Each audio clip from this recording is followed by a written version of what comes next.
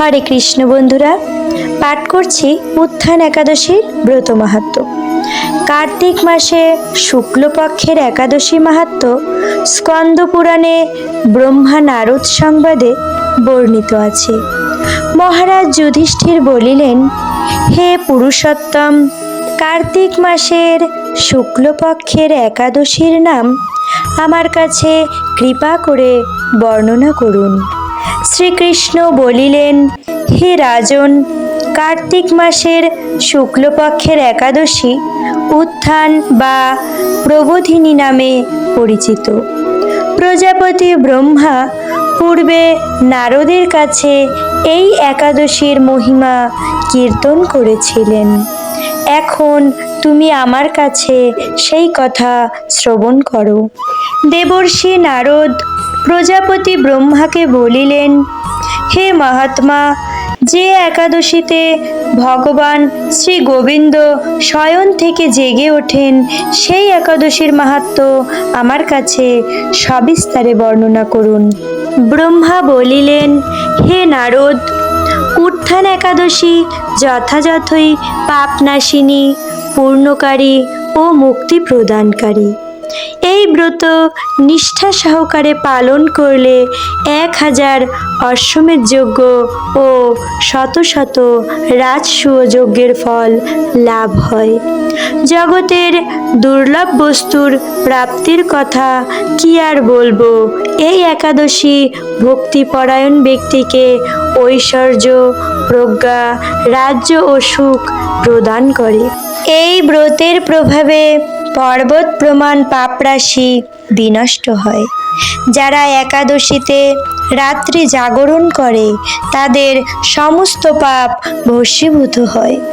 শ্রেষ্ঠ মুনিগণ তপস্যার দ্বারা যে ফল লাভ করেন, এই ব্রতের উপবাসে তা পাওয়া যায়। যথাযথভাবে এই ব্রত পালনে আশাতীত ফল লাভ হয়, কিন্তু অবিধিতে উপবাস করিলে স্বল্পমাত্র ফল লাভ হয়। যারা এই একাদশীর ধ্যান করেন তাদের পূর্বপুরুষেরা স্বর্গে আনন্দে বাস করেন। এই একাদশী উপবাস ফলে ব্রহ্মহত্যাজনিত ভয়ঙ্কর নরক যাতনা থেকে নিস্তার পেয়ে বৈকুণ্ঠগতি লাভ হয়। অশ্বমেধ যজ্ঞের দ্বারাও যা সহজে লাভ হয় না, তীর্থে স্বর্ণ প্রভৃতি দান করিলে যে পূর্ণ অর্জিত হয়, এই উপবাসে রাত্রি জাগরণে সেই সকল অনায়াসে লাভ হয়। যিনি সঠিকভাবে উত্থান একাদশী অনুষ্ঠান করেন তার গৃহে ত্রিভুবনের সমস্ত তীর্থ এসে উপস্থিত হয়।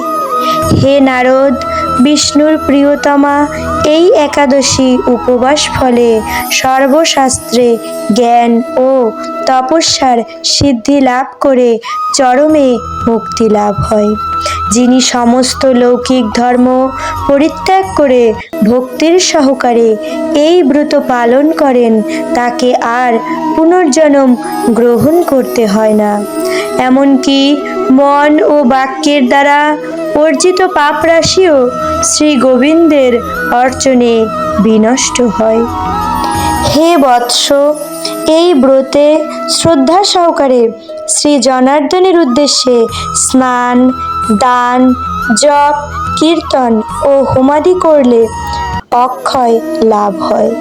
যারা উপবাস দিনে শ্রী হরির প্রতি ভক্তি সহকারে দিন যাপন করে তাদের পক্ষে জগতে দুর্লভ বলে আর কিছুই নেই।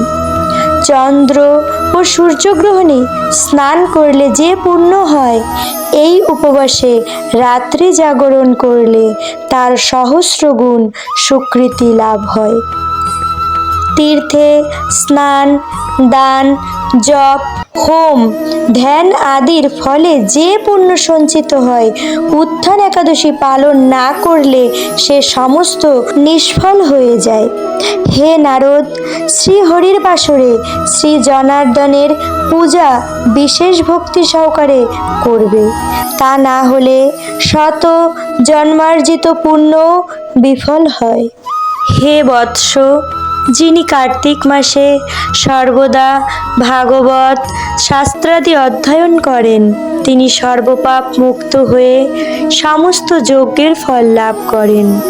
ভগবান হরি ভক্তিমূলক শাস্ত্র পাঠে অত্যন্ত সন্তুষ্ট হন, কিন্তু দান জপ যজ্ঞাদি দ্বারা তেমন প্রীত হন না। এই মাসে শ্রী বিষ্ণুর নাম গুণ রূপ লীলাদি শ্রবণ কীর্তন অথবা শ্রীমদ্ ভগবত আদি শাস্ত্র গ্রন্থ পাঠের ফলে শত শত গোদানের ফল লাভ করা যায়।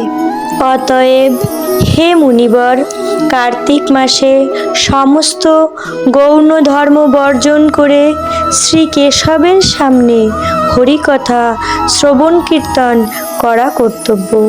কোনো ব্যক্তি যদি ভক্তি সহকারে এই মাসে ভক্ত সঙ্গে হরিকথা শ্রবণ কীর্তন করেন তবে তার শতকুল উদ্ধার হয় এবং হাজার হাজার দুগ্ধবতী গাভীদানের ফল অনায়াসে লাভ হয়। এই মাসে পবিত্রভাবে শ্রীকৃষ্ণের রূপ গুণাদির শ্রবণ কীর্তনে দিন যাপন করলে তার আর পুনর্জন্ম হবে না। এই মাসে বহু ফলমূল পুষ্প অগুরু কর্পূর ও চন্দন দিয়ে শ্রী হরির পূজা করা কর্তব্য। সমস্ত তীর্থ ভ্রমণ করলে যে পুণ্য হয়, উত্থান একাদশীতে শ্রীকৃষ্ণের পাদপদ্মে অর্ঘ্য প্রদানে তার কোটিগুণ সুকৃতি লাভ হয়। শ্রবণ কীর্তন স্মরণ বন্দনাদি নববিধা ভক্তির সাথে তুলসীর সেবার জন্য যারা বীজ রোপণ জল সেচন ইত্যাদি করেন তারা মুক্তি লাভ করে বৈকুণ্ঠবাসী হন।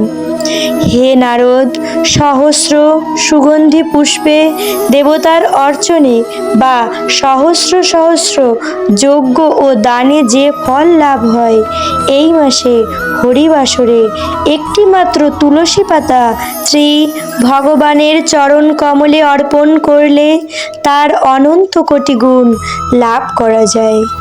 হরে কৃষ্ণ।